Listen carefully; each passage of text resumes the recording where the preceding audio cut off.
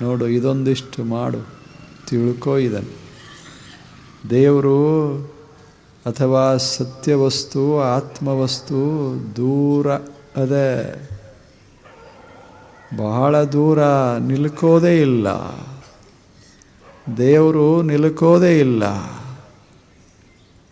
ಆ ಬಳಿಕ ಎರಡನೇ ಮಾತು ಹೇಳ್ದ, ದೇವರು ಬಹಳ ಸಮೀಪ. ಎರಡು, ತದ್ದೂರೇ ತದ್ವಂತಿಕೆ, ಬಹಳ ದೂರದನ ದೇವರು. ಕಣ್ಣಿನ ಆಚೆ, ಮನಸ್ಸಿನ ಆಚೆ, ಎಲ್ಲದರ ಆಚೆ, ಅಷ್ಟು ದೂರ, ನಿಲ್ಕೋದಿಲ್ಲ. ಎರಡನೇ ಮಾತು ತತ್ಕ್ಷಣ ಹೇಳಿದ, ಅದರಷ್ಟು ಸಮೀಪನೇ ಯಾವುದೂ ಇಲ್ಲ. ವಿಚಿತ್ರ ಅನ್ನಿಸೋದಿಲ್ಲ ಮಾತು? ಒಂದು ಸಲ ಹೇಳ್ತಾನೆ ಬಹಳ ದೂರ, ಇನ್ನೊಂದು ಸಲ ಹೇಳ್ತಾನೆ ಬಹಳ ಸಮೀಪ. ಆವಾಗ ಶಿಷ್ಯರಿಗೆ ಸಮಸ್ಯೆ ಆಯಿತು, ಏನು ಗುರುಗಳೇ, ಎರಡರಾಗ ಒಂದು ಹೇಳಿ, ದೂರದಾನೋ ಸಮೀಪದಾನೋ? ಆವಾಗ ಗುರು ಹೇಳ್ತಾನೆ, ತಿಳಿದ್ರೆ ಸಮೀಪ, ತಿಳಿದಿದ್ರೆ ಭಾಳ ದೂರ ಅಷ್ಟೆ. ನಾವು ಕಣ್ಣು ಮುಚ್ಚಿದ್ರೆ ಸೂರ್ಯ ಬಹಳ ದೂರ, ಕಣ್ಣು ತೆರೆದ್ರೆ ಎದುರಿಗೆ ಬೆಳಕ. ಎಷ್ಟು ಮಜಾ ಅದ ಮಾತು.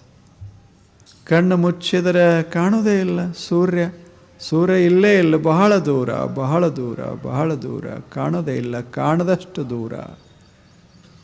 ಕಣ್ಣು ತೆರೆದು ಬಿಟ್ಟರೆ ಅದರಷ್ಟು ಸಮೀಪ ಯಾವುದು?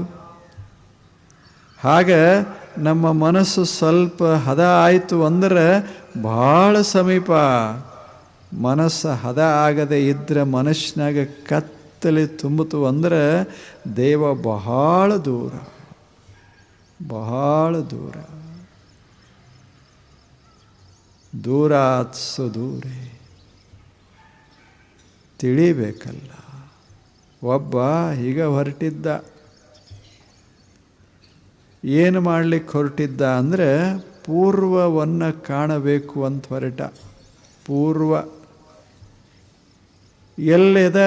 ಪೂರ್ವ, ಅದನ್ನು ನೋಡಬೇಕು, ಪೂರ್ವಕ್ಕೆ ಹೋಗಬೇಕು. ಪೂರ್ವ ಎಲ್ಲಿ ಶುರು ಆಗ್ತದೆ ಅಲ್ಲೇ ನೋಡಬೇಕು ಅಂತ ಹೊರಟ.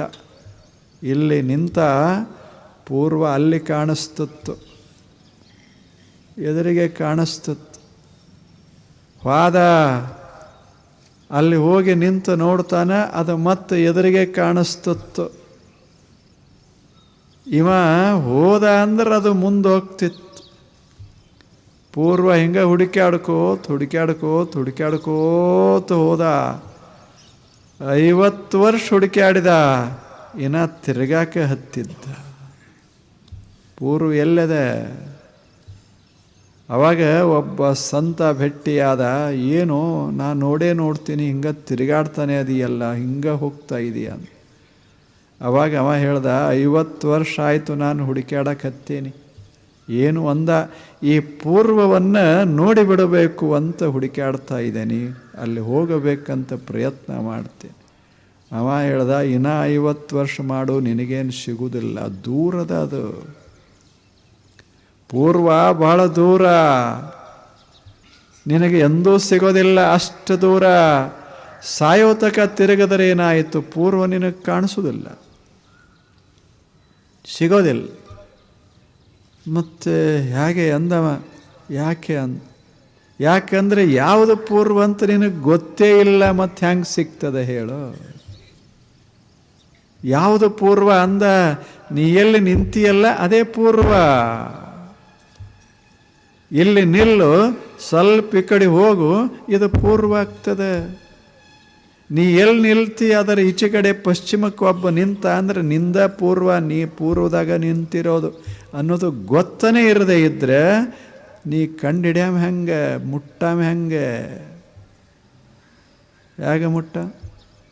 ಹಂಗೆ ದೇವ್ರಂದ್ರೆ ಗೊತ್ತು ಮಾಡ್ಕೋಬೇಕು, ಹುಡುಕ್ಯಾಡೋದಲ್ಲ. ಇಲ್ಲಿ ದೇವ್ರು ನೋಡ್ಬೇಕಂತ ಹೊರಟ ಅಂದ್ರೆ ಅದು ಮುಂದೆ ಹೋಗಿರ್ತದೆ, ಅದು ಪೂರ್ವಿದ್ದಂಗೆ, ಅದು ಮುಂದಿರ್ತದೆ. ನಿಂತ್ರೆ ಅಲ್ಲೇ ಇರ್ತದೆ, ಹೋದ್ರೆ ಮುಂದೆ ಹೋಗ್ತದೆ ಅದು. ಪೂರ್ವ ಹಿಂಗೆ ದೇವರು ನಿನಗೆ ಎಂದೂ ಕಾಣೋದಿಲ್ಲೋ, ದೂರ ದೂರ ದೂರ. ಮತ್ತು ತಿಳಿತು ನೀ ಇದ್ದದ್ದ ಪೂರ್ವ, ನೀ ಇರೋದೇ ದೇವರು. ಅಷ್ಟು ಎಷ್ಟು ಚಂದ ಮಾತು ಹೇಳಿ. ಒಮ್ಮೆ ಉದ್ಧವ ಅಂತಿದ್ದ ಕೃಷ್ಣಗೆ ಬಹಳ ಆತ್ಮೀಯ ಉದ್ಧವ, ಅವನ ಸೇವಕ. ಕೃಷ್ಣನ ಮೇಲೆ ಬಹಳ ಪ್ರೇಮ, ಅಪಾರ ಪ್ರೇಮ ಉದ್ಧವನಿಗೆ. ದ್ವಾರಕೆಯಿಂದ ಆ ಉದ್ಧವ ಇಲ್ಲಿಗೆ ಮಧುರೆಗೆ ಹೊರಟ.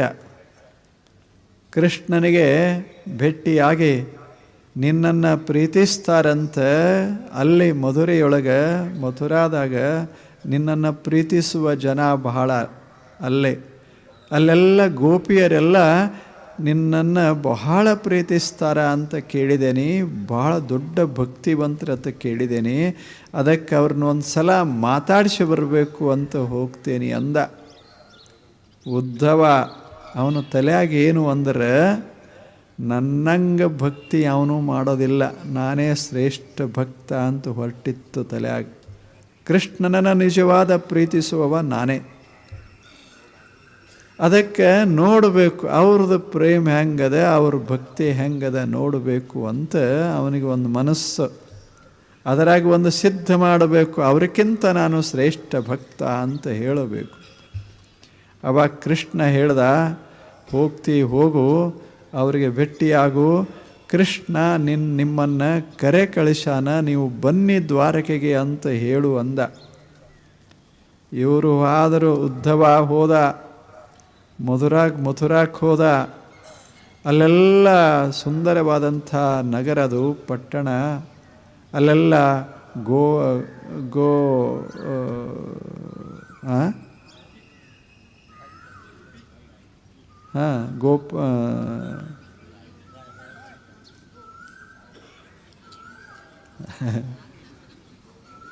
ಗೋಪಿಯರು, ಅಲ್ಲೆಲ್ಲ ಗೋಪಿಯರು.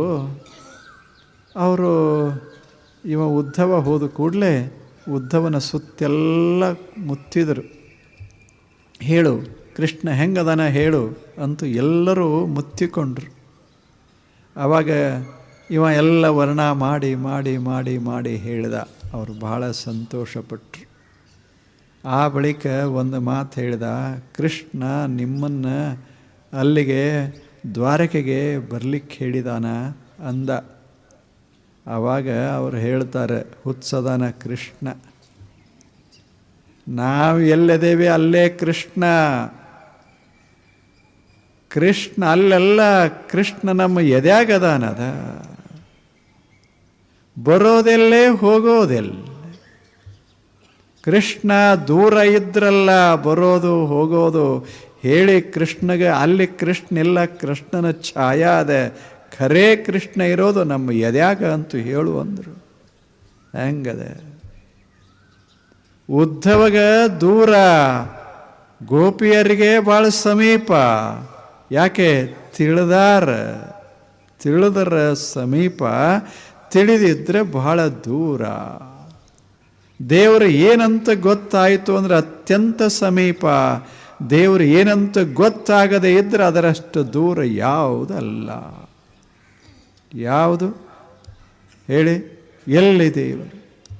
ಬಸವಣ್ಣ ಒಂದು ಮಾತು ಹೇಳ್ತಾನೆ, ಬಹಳ ಚಲೋ ಹೇಳ್ತಾನೆ. ಅವಿಮುಕ್ತ ಕ್ಷೇತ್ರ ಇದು ಕೈಲಾಸ. ಯಾವುದು? ಎಲ್ಲಿ ಭಕ್ತಿಯ ಜನ ವಾಸ ಮಾಡ್ತಾರೋ ಅಲ್ಲೇ ದೇವರು. ಎಲ್ಲಿ ಪ್ರೇಮ ತುಂಬಿಕೊಳ್ಳುತ್ತದೆ ಅಲ್ಲಿಯೇ ದೇವನು.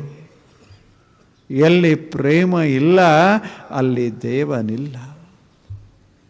ಎಷ್ಟು ಚಂದ ಮಾತುಗಳನ್ನು ಹೇಳ. ದೇವರು ಎಲ್ಲರೇ ಇರ್ತಾನಂತಲ್ಲ, ಅವ ಸಮೀಪ ಸಮೀಪ, ದೂರಲ್ಲ. ತಿಳಿದ್ರೆ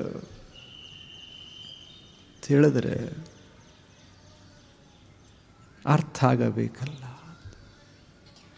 ಈಗ ಒಂದು ಒಂದು ಒಂದು ಏಡಿ ಅದ ಅಂತ ಇಟ್ಕೊಳ್ಳಿ, ಅಥವಾ ಒಂದು ಕಪ್ಪೆ ಅಂತಿರ್ತದೆ.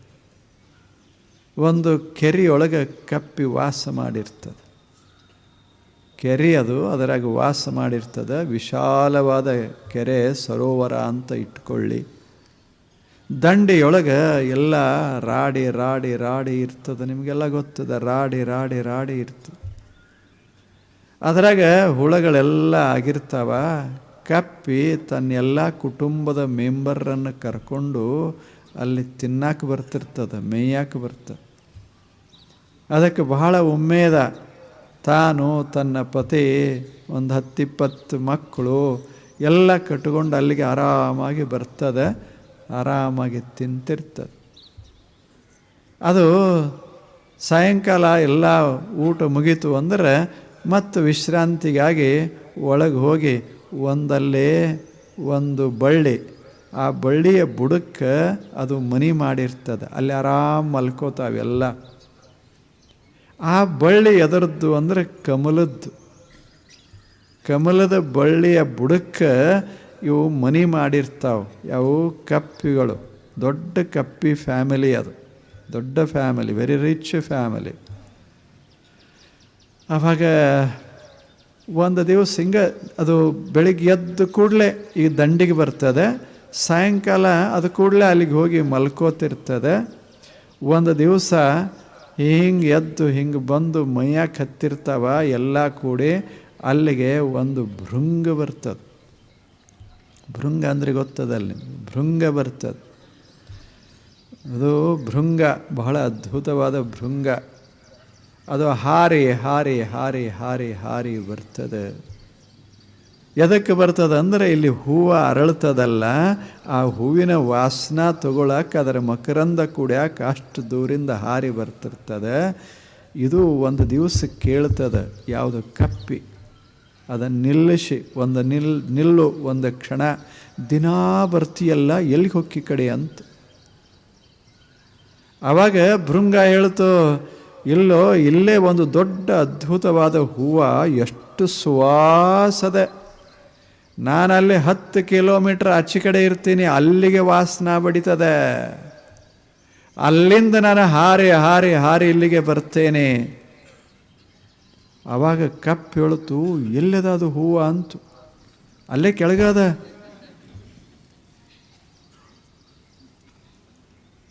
ಅಲ್ಲೇ ಕೆಳಗದ, ಹೂ ಗೊತ್ತೇ ಇಲ್ಲ. ಆವಾಗ ಭೃಂಗ ಹೇಳ್ತು, ಅದು ಬಹಳ ದೂರ ದೂರ ದೂರ ದೂರ ದೂರದ, ನನಗೆ ಬಹಳ ಸಮೀಪ ಸಮೀಪ ಸಮೀಪ ಸಮೀಪದ. ನಾನು 10 ಕಿಲೋಮೀಟರ್ ಆದರೂ ಇಲ್ಲೇ, ನೀನಾದರೂ ಬುಡಕ್ಕಾದರೂ ಇಲ್ಲಿಲ್ಲ ಅಷ್ಟೇ. ಯಾಕೆ? ನಿನ್ನ ತಲೆಯಾಗಿರೋದು ಹುಳ, ನನ್ನ ತಲೆಯಾಗಿರೋದು ಹೂವ. Your mind is filled with worms and my mind is filled with flowers. Your mind is filled with worms. My mind is filled with flowers. ಅದಕ್ಕೆ ಸಮೀಪ ದೂರ ಸಮೀಪ. ಕಪ್ಪು ಹೇಳ್ತು, ಸುಳ್ಳು ಹೇಳ್ತೀಯೋ, ನಾ ಇಲ್ಲೇ ಅದೀನಿ, ಇಲ್ಲೇ ಅಲ್ಲೇ ಇರೋದು. ಅವಾಗ ಅದು ಅಂತೂ ಭೃಂಗನಿ, ಅಲ್ಲೇ ಅದಿ, ಆದರೆ ಅಲ್ಲೇ ಅದಿ, ಆದರೆ ನಿನ್ನ ತಲೆಯಾಗ ಅದಿಲ್ಲ, ಹುಳ ಅದಾವಷ್ಟೆ, ಹುಳ. ನೀನು ಎಷ್ಟು ದಿವಸ ಆದರೂ ಸಹಿತ ಕಮಲದ ವಾಸನೆ ತಗೊಳ್ಳಿಕ್ಕಾಗೋದಿಲ್ಲ, ಅದರ ಸೌಂದರ್ಯ ಅನುಭವಿಸಲಿಕ್ಕಾಗೋದಿಲ್ಲ. ಯಾಕೆ? ತಲೆ ಸ್ವಚ್ಛ ಆಗಲಾರ್ದೆ ಕಾಣೋದು ಹೇಗ? If your mind is not emptied of all the worms, how can you experience the flower? ಹೇಳು, ಹೆಂಗೆ ಸಾಧ್ಯದ? ಮನುಷ್ಯನಾಗೆಲ್ಲ ತುಂಬಿಕೊಂಡು ಬಳಿಕ ಅದು ಹೆಂಗೆ ಸಾಧ್ಯದ? ಕೈನೇ ಹೊಲಸಾದ ಬಳಿಕ ಕೈಲಿ ಏನು ತಿಂದ್ರೇನು ಎಲ್ಲ ಹೊಲಸ ಆಗ್ತದೆ ಅಷ್ಟೆ. ಕೈ ಹೊಲಸದವ, ದುರ್ಗಂಧ ಹಿಡ್ದದ. ಅವಾಗ ಈಗ ಬೊಗಸೆ ಒಳಗೆ ಒಬ್ಬ ಹಿಂಗೆ ಹೊರಟಿದ್ದ ಕಥೆ ಇದು. ಒಬ್ಬ ಪ್ರಯಾಣ ಮಾಡ್ಕೋತ ಹೊರಟಿದ್ದ, ಪ್ರವಾಸ ಮಾಡ್ಕೋತ ಹೊರಟಿದ್ದ. ಅವನಿಗೆ ಭಾರಿ ನೀರಡಿಕೆ ಆಯ್ತು.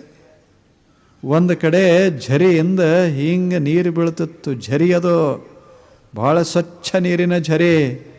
ಅಲ್ಲೇ ಹಿಂಗೆ ಕೈ ಇಟ್ಟ, ಕುಡ್ಯಾಕೆ ಹೋದ, ದುರ್ಗಂಧನು ಚೆಲ್ಲದ, ಮತ್ತೆ ಕೈಯಾಗ ತಗೊಂಡ ಕುಡ್ಯಾಕೆ ಹೋದ, ಕೆಟ್ಟ ವಾಸನ ಬಂತು. ಏನು ಕೆಟ್ಟು ಹೊಲಸು ನೀರದಾವ ಅಂದ. ಆವಾಗ ಝರಿ ಹೇಳ್ತು, ಝರಿಗೇನಂತೀರಿ? ಸ್ಪ್ರಿಂಗ್, ಝರಿ ಹೇಳ್ತು, ನನ್ನ ನೀರು ಹೊಲಸಲ್ಲ, ನಿನ್ನ ಕೈ ಹೊಲಸದವ ಅಷ್ಟು. ಎಷ್ಟು ಸಲ ತಗೊಂಡ್ರೇನು ನಿನ್ನ ಕೈನೇ ಹೊಲಸಾದ ಬಳಿಕ ನಾನು ಎಷ್ಟು ಚಲೋ ನೀರು ಕೈಗೆ ಹಾಕಿದರೆ ಏನು ನಿನಗೆ ಕಾಣೋದು ಹೊಲಸೇ ಕಾಣ್ತದ, ಹೊಲಸೇ ಕಾಣ್ತದೆ. ಕೈ ಸ್ವಚ್ಛ ಇರದೇ ಇದ್ರೆ ನೀರು ಹೆಂಗೆ ಸ್ವಚ್ಛ ಕಾಣ್ತಾವ, ಸುವಾಸನೆ ಹಂಗೆ ಹಿಡಿಯುವ ಮನಸ್ಸೇ ಹೊಲಸಾದ ಬಳಿಕ ದೇವರು ಹೆಂಗೆ ಕಾಣಿಸ್ತಾನ? ಕೈಯಾಗ ನೀರಿದ್ದರೂ ಕೈ ಹೊಲಸಾಯಿರ್ತದೆ. ಹಾಗೆ ದೇವರ ಅಲ್ಲೇ ಇದ್ದರೂ ಕಾಣಿಸೋದೇ ಇಲ್ಲ. ದೇವರು ಬಹಳ ದೂರ, ತದ್ದೂರೇ, ದೇವರು ಬಹಳ ದೂರ. ತುಕಾರಾಮಗ ದೂರ ಇರಲಿಲ್ಲ, ಅಲ್ಲೇ ಇತ್ತು. ತುಕಾರಾಮನ ಹೆಂಡತಿಗೆ ಭಾಳ ದೂರ ಇತ್ತು. ಎಷ್ಟು ಮಜಾ ಅದ ಅಷ್ಟ್ರಾಗ, ಎಷ್ಟು ವಿಚಿತ್ರ ಅದ. ಅಲ್ಲೇ ನಾವು ಅಲ್ಲೇ ಇರ್ತೇವೆ, ಅವರು ಅಲ್ಲೇ ಇರ್ತಾರೆ. ಒಬ್ಬರು ದೂರ, ಒಬ್ಬರು ಸಮೀಪ. ಯಾಕೆ? ದೇವರ ದೂರ ಅಲ್ಲ, ದೇವರ ಸಮೀಪ ಅಲ್ಲ. ನಮ್ಮ ಮನಸ್ಸು ದೂರ ಮಾಡ್ತದೆ, ನಮ್ಮ ಮನಸ್ಸು ಸಮೀಪ ಮಾಡ್ತದೆ. ಹೌದಲ್ಲ ಹೇಳಿ? आमचे मन दूर करते, आमचे मन समीप करते. देव दूर ही नाही, देव समीप ही नाही, देव आहे तिथंच असतो. मन स्वच्छ झाले, मनामध्ये अंधकार, मनामधील अंधकार नष्ट झाला तर तिथंच भगवंताचा अनुभव येत असतो. मनच मलिन झालंय तर येणार नाही, देव दूर आहे असं वाटायला लागते. ಹೌದಲ್ಲ ಹೇಳಿ? ಹಂಗಾಗ್ತದೆ. ಅದಕ್ಕಲ್ಲೇ ಹೇಳ್ತಾನೆ, ತದ್ದೂರೇ ತದ್ವಂತಿಕೆ. ಮಕ್ಕಳಿಗೆ ಹೇಳ್ತಾನೆ, ನೋಡಿ ನಿಮ್ಮ ಮನಸ್ಸು ಸ್ವಚ್ಛ ಇಟ್ಕೊಳ್ಳಿ, ತಿಳ್ಕೊಳ್ಳಿ, ನಿಮ್ಮ ಸಮೀಪನೇ ದೇವರು. ತಿಳಿದಿದ್ದರೆ ಬಹಳ ದೂರ ದೂರ, ಇದು ದೇವನ ಸ್ವರೂಪ. ಇದನ್ನು ತಲೆಯೊಳಗೆ ಹಾಕ್ಕೊಂಡ್ರೆ ಇದ ಧ್ಯಾನ. ಇಲ್ಲೇ ನೋಡು ದೇವರು, ನೋಡದೇ ಇದ್ದರೆ ದೂರ ದೂರ. ಎಷ್ಟೋ ಸಲ ಆಗೋದಿಲ್ಲ, ಅಲ್ಲೇ ದೇವರಿರ್ತಾನೆ, ಅಲ್ಲೇ ನಾವು ಪೂಜೆ ಮಾಡ್ತಿರ್ತೇವೆ.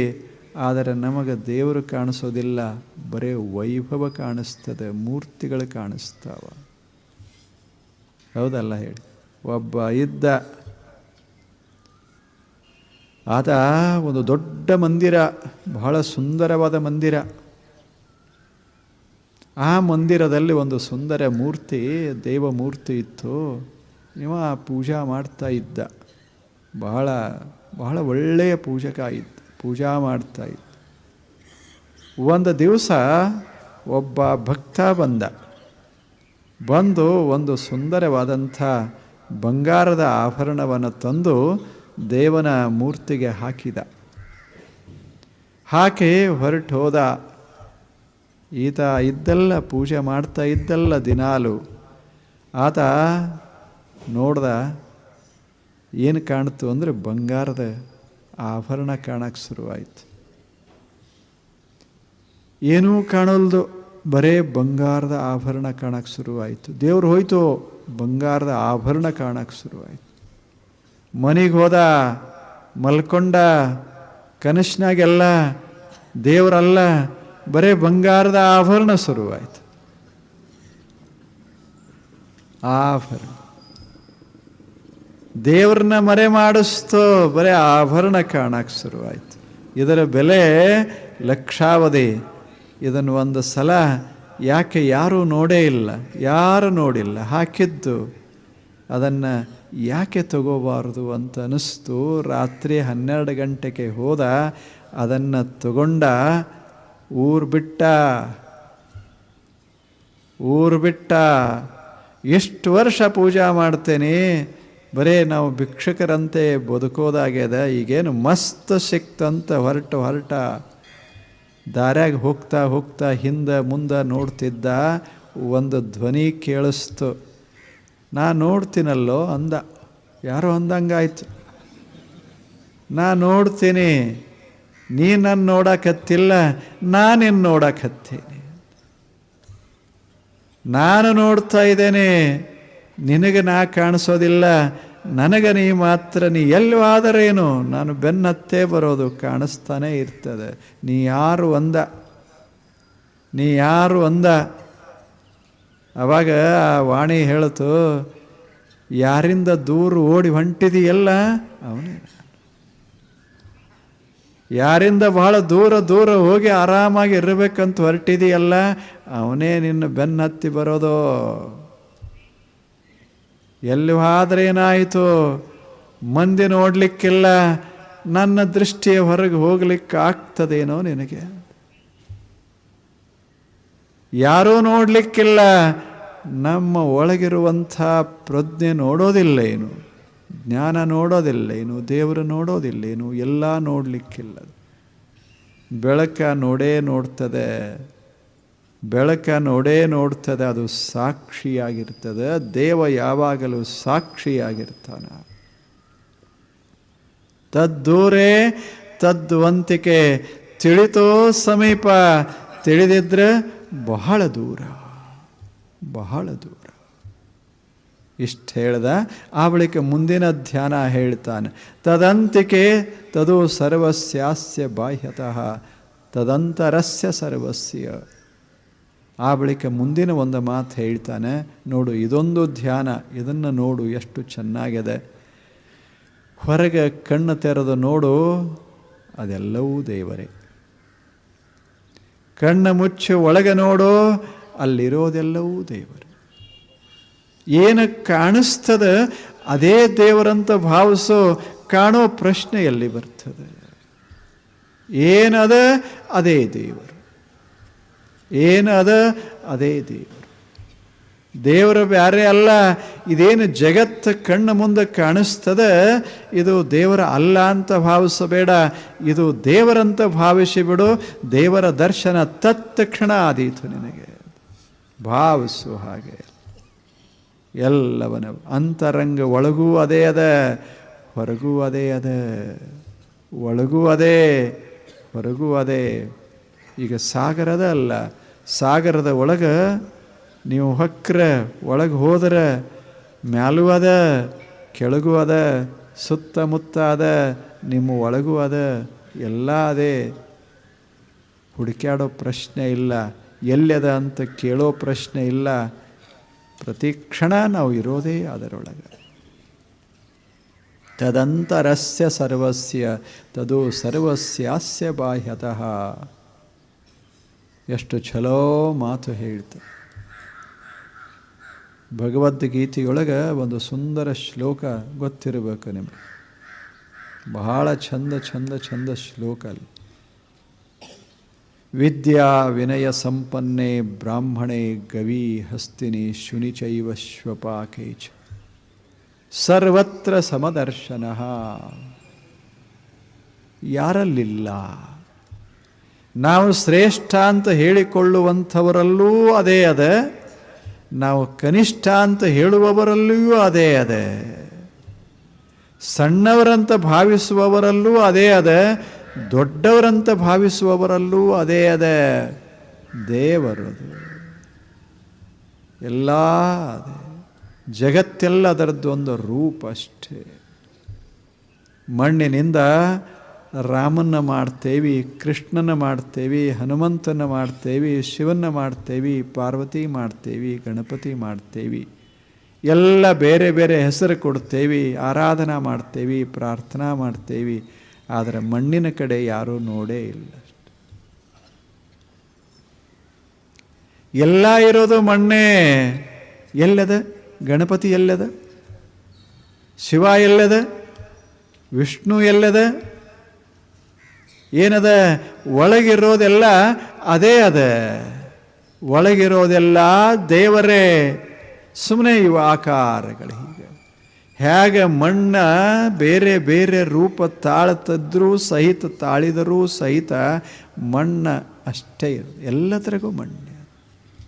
मातीच माती, सगळ्या मूर्तीमध्ये मातीच असते. मातीकडे आम्ही पाहिले तर काय दिसतं? एक रूप दिसते, एकच दिसते. रूपाकडे आम्ही पाहिले तर भिन्न भिन्न दिसत असते. ಹಾಗೆ ಒಳಗೆ ಹೊಕ್ಕ ನೋಡಿದರೆ ಮಣ್ಣೇ ಮಣ್ಣು, ಜಗತ್ತಿನಾದ್ಯಂತ ಮಣ್ಣು. ಸುಮ್ಮನೆ ಇವೆಲ್ಲ ಮಣ್ಣಿನ ರೂಪಗಳು. ಹಾಗೆ ಎಲ್ಲವೂ ದೇವನ ರೂಪಗಳಿವೆಲ್ಲ, ದೇವನ ರೂಪಗಳು. ಆ ದೃಷ್ಟಿಯಿಂದ ನೋಡೋದು. ಅಲ್ಲಿ ಹೇಳ್ತಾರೆ ಅಕ್ಕ ಮಹಾದೇವಿ, ಗೊತ್ತಿರಬೇಕು ನಿಮಗೆ, ಬಹಳ ದೊಡ್ಡವಳು, ಬಹಳ ದೊಡ್ಡ ಜ್ಞಾನಿ. ಆಕೆ ಒಂದು ಸುಂದರ ಮಾತು ಹೇಳ್ತಾರೆ, ನಾನು ಕಾಣಬೇಕಂತೇನಿ ಚನ್ನಮಲ್ಲಿಕಾರ್ಜುನ ದೇವ, ನೀನು ಸರ್ವಭರಿತನಾಗಿ ಮುಖದೋರ. ಚನ್ನಮಲ್ಲಿಕಾರ್ಜುನ, ನೀನು ಹಿಂಗೆ ರೂಪ ತೋರಬೇಡ, ಈ ರೂಪದಲ್ಲೇ ಕಾಣಬೇಕಂತಲ್ಲ. ನಾನು ಎಲ್ಲಿ ಕಣ್ಣಾಡಿಸ್ತೇನೆ ಅಲ್ಲಿ ನೀನೇ ಕಾಣಬೇಕು. ಹಾಗಾಗು, ಸರ್ವಭರಿತನಾಗಿ ಮುಖದೋರ. ಹಿಂಗೆ ಕಣ್ಣು ಬಿಟ್ಟರೆ ಗಿಡ ಕಂಡಿತು ಅಂದರೆ ಗಿಡದ ರೂಪದಲ್ಲಿ ನೀನು ಚನ್ನಮಲ್ಲಿಕಾರ್ಜುನ. ಎಷ್ಟು ಅದ್ಭುತ! ವನವೆಲ್ಲ ನೀವೇ, ವನದೊಳಗಣ ದೇವ ತರುವೆಲ್ಲ ನೀವೇ, ತರುವಿನೊಳಗಾಡುವ ಖಗ ಮೃಗಗಳೆಲ್ಲ ನೀವೇ. ಚನ್ನಮಲ್ಲಿಕಾರ್ಜುನ ದೇವ ಸರ್ವಭರಿತನಾಗಿ ಮುಖದೋರ. ನೀನು ಯಾವುದರೇ ಮುಖ ತೋರಿಸಬೇಡ, ಎಲ್ಲದರ ರೂಪದಲ್ಲಿ ನೀನು ನನಗೆ ಕಾಣಬೇಕು. ನೋಡು, ಕಣ್ಣು ಬಿಟ್ಟರೆ, ಕಣ್ಣು ಮುಚ್ಚಿದರೆ ಕಾಣುವುದೆಲ್ಲ ನೀನೇ ಇರಬೇಕು. ಹಂಗ ಧ್ಯಾನ ಇದೆ. ಇದು ಧ್ಯಾನ. ಸುಮ್ಮನೆ ನೀವು ಮನ್ಯಾಗ ಹೋಗಿ ಹಿಂಗೆ ಕುಂತು ಧ್ಯಾನ ಮಾಡೋಕ್ಕೆ ಶುರು ಮಾಡಿದರೆ, ಕಣ್ಣು ತೆರೆದ್ರೆ ಏನು ಕಾಣಿಸ್ತದೆ ಅದು ದೇವರು. ಕಣ್ಣು ಮುಚ್ಚಿದಾಗ ಏನು ಕಾಣಿಸ್ತದೆ ಅದು ದೇವರೇ, ಅದು ದೇವರೇ. ಎಷ್ಟು ಅದ್ಭುತದೆ! ಸುಮ್ಮನೆ ನೋಡಿ, ನಿಮ್ಮ ಹೆಂಡತಿ, ನಿಮ್ಮ ಮಕ್ಕಳು, ನೀವು ಯಾರೇ ಇರಲಿ, ಸುಮ್ಮನೆ ಹಿಂಗೆ ಬಿಟ್ಟರೆ ಅವರಂತ ತಿಳ್ಕೊಬಾರ್ದು. ದೇವನ ರೂಪಗಳು ಹಿಂಗೆ ವ್ಯಕ್ತ ಆಗ್ತಾ ಇದ್ದಾವ. ನಮಗೆ ಕಾಣಬೇಕಂತೂ ದೇವರಿಯ ರೂಪ ತಾಳ್ಯಾನ ಅಂತೂ ಒಂದು ಕ್ಷಣ ಭಾವಿಸಿಕೊಂಡಿರೋದು. ಮನಸ್ಸೆಷ್ಟು ಸ್ವಚ್ಛ ಆಗ್ತದೆ.